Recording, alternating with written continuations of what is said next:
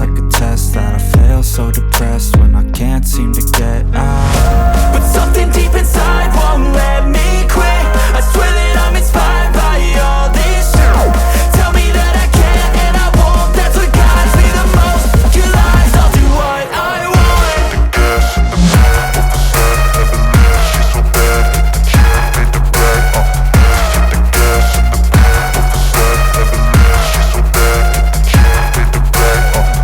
The gas in the back of the sun, never leave. She's so bad, can't fade the black.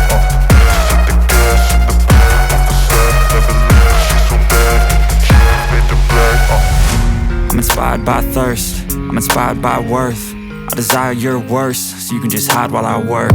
I ain't tired, you first. I'll write a second, third verse about the lies you go disperse. You never did shit, I know it hurts. But something deep inside won't let